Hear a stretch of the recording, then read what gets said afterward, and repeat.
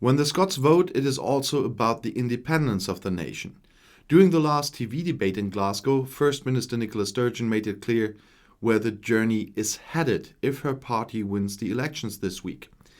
We have to get our nation going again. This includes that the Scots can decide on the independence of our nation. This is the only way we can ensure that it is not Boris Johnson who determines what our economic future looks like, but the people who live here in Scotland. The independence dreams are supported by the Greens. Labour, the Liberal Democrats, and the Conservatives, on the other hand, want to remain in the kingdom. Brexit has shown how such a debate can paralyze and divide a country for years. Political scientist John Curtis believes that Scotland could well be an equally poisonous controversy. He says at the height of the pandemic, it looked like support for independence was growing. People felt that an independent Scotland could handle the pandemic better.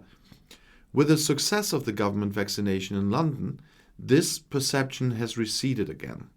The fact of the matter today is that the Scottish people are almost exactly 50-50 split when it comes to independence.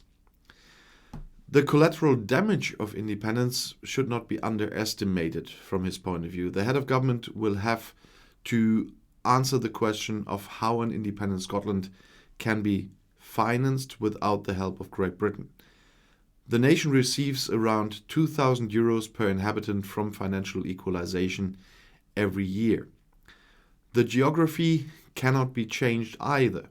England will remain the closest and most important trading partner.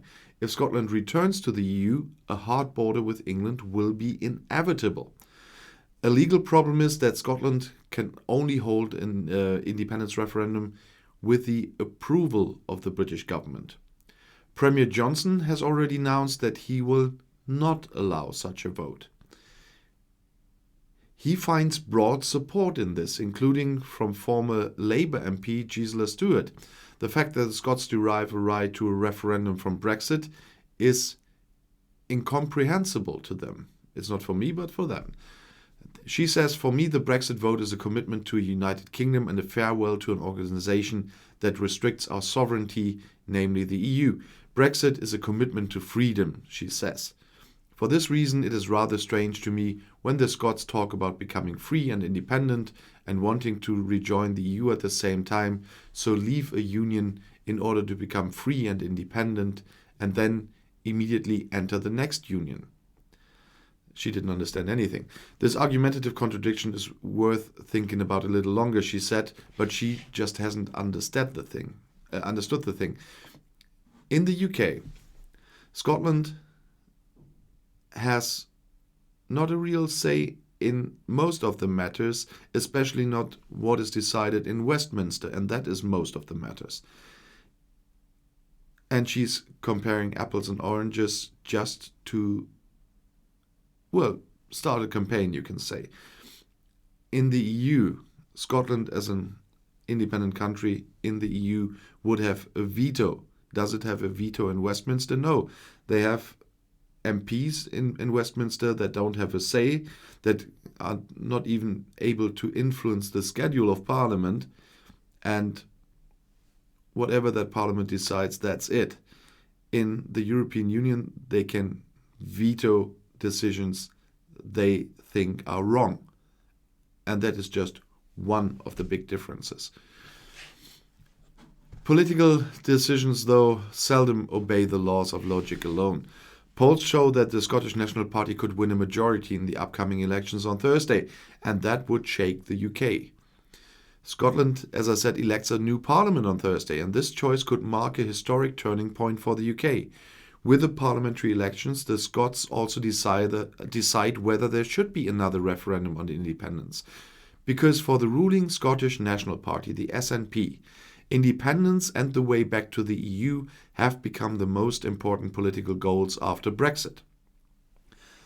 The last independence referendum was not far back. In 2014, the Scots spoke out clearly with 55% in favour of remaining in the kingdom. The British government in London believed at the time that the issue was off the table for a generation. But it turned out differently.